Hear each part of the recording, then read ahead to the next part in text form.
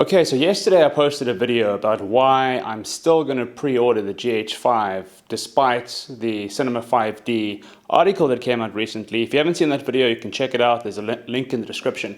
But this video, I want to clarify all of the reasons why buying the GH5, make it more clear all of the reasons why buying the GH5 is still the right choice. For me right now, I still think the GH5 is the very best camera you can buy for video, and there are a lot of reasons for it.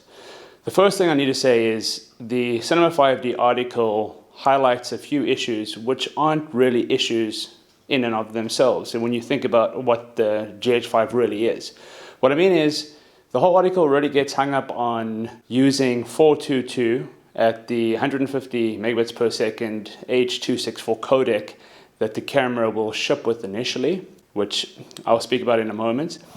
And it speaks about dynamic range when you turn the noise reduction all the way down. So because of these two little things, and also I need to also mention that according to the author, there are these artifacts, these green and pink artifacts that appear in the image. Now I don't know if that applies to only the log with the 422, or if that applies to when he uses other profiles. I'm not sure.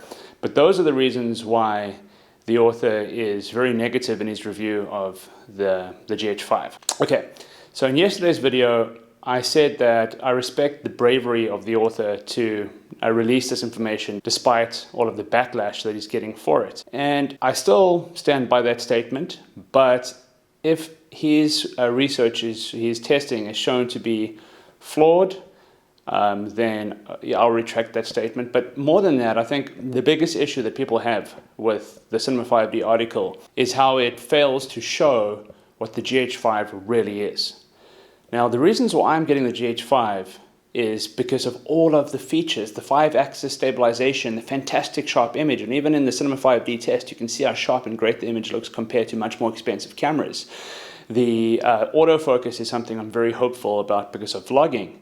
The GH4, there's definitely issues with the autofocus, and cinema work and filmmaking work, everything's manual, but for vlogging, documentary, that kind of thing, autofocus is very sports, autofocus is very valuable, and I'm very hopeful. And looking at other videos, it looks as though the autofocus may be really great on the GH5. The slow motion capabilities of the camera, and all of the features, the focus peaking, the buttons, the ergonomics, and all of the high-tech features in the camera make it a superb package for filmmaking, and it takes great stills too.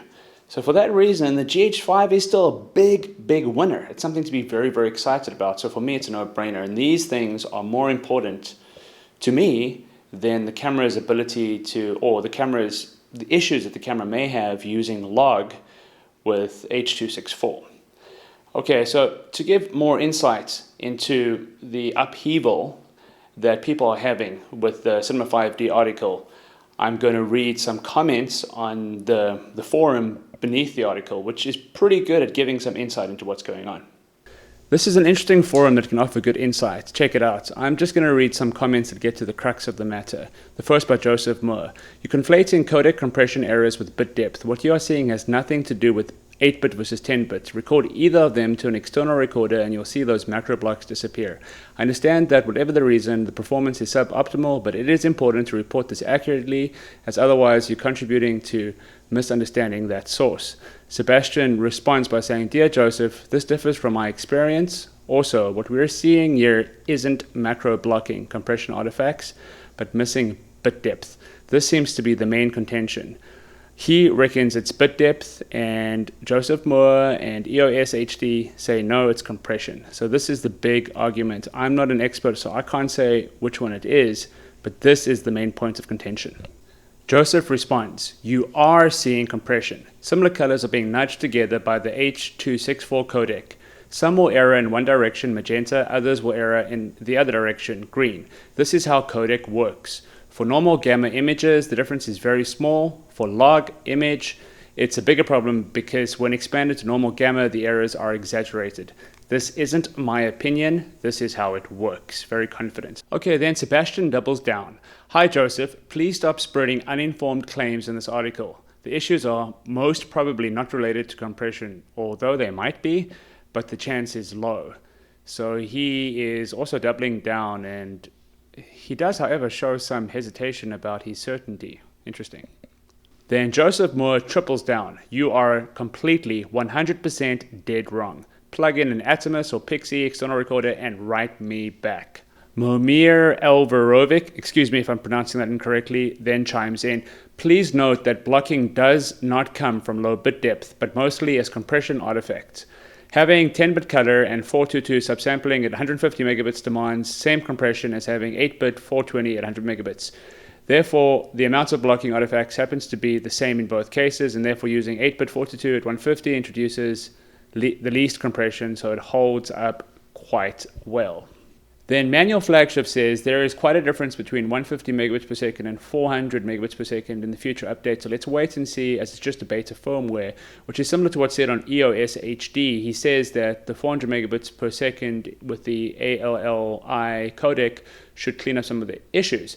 But Sebastian says, hi Manual, actually the difference is not so big. The 400 megabit codec will be an ALLI codec, which requires much more data for the same amount of information.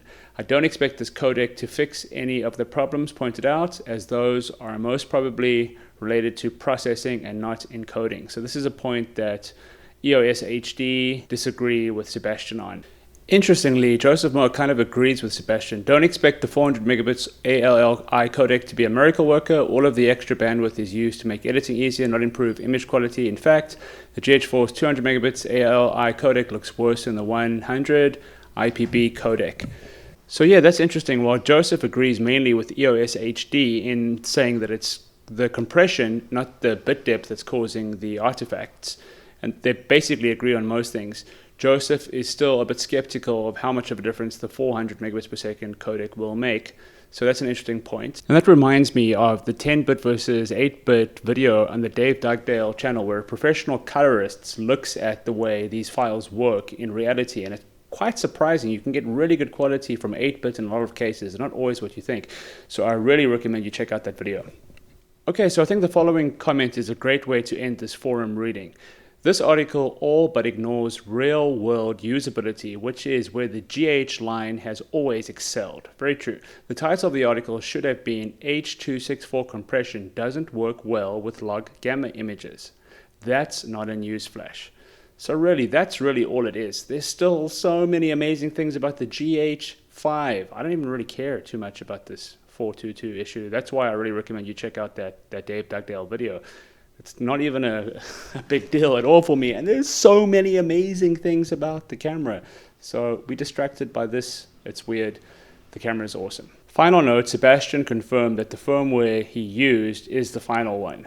So it was not the beta firmware. So that remains to be seen, but that's what he says he has confirmed. So I highly encourage that you check out the EOSHD article that kind of summarizes all of this. At the end of the day, even if with the 400 megabits per second all-I compression that Panasonic is going to release in April with the firmware update, even with that, if there's issues with log using 422, not a big deal.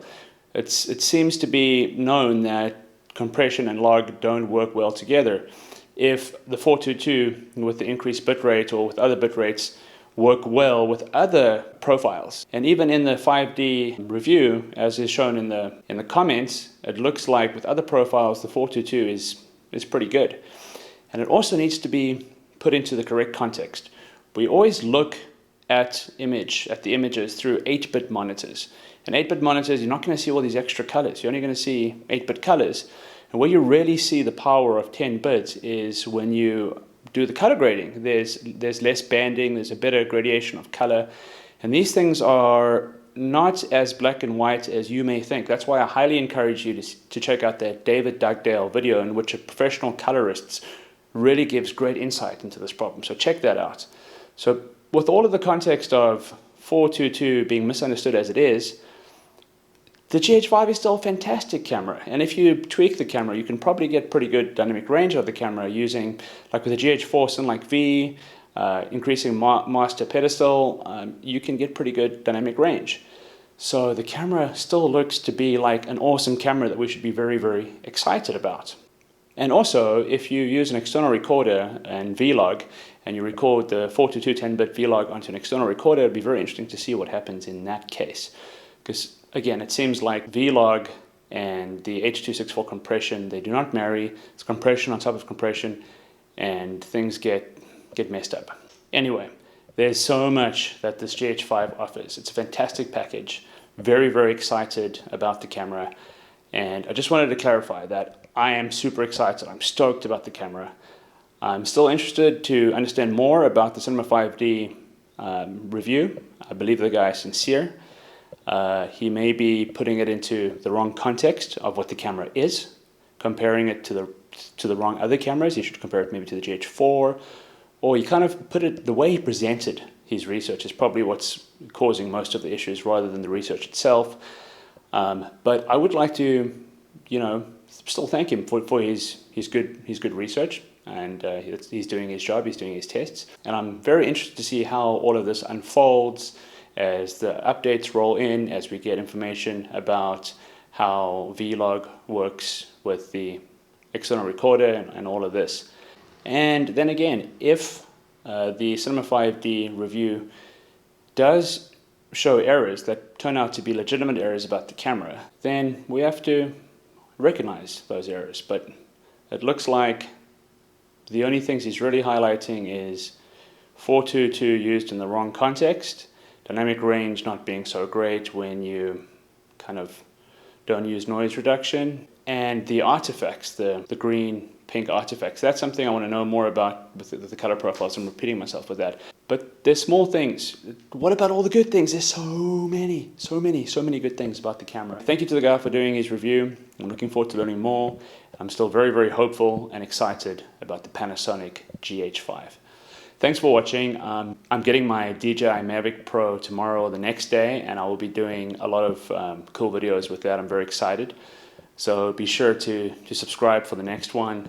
If tech videos aren't really your thing, there will be other videos coming out. So thanks for watching. I'll catch you in the next one. Ciao for now. Bye.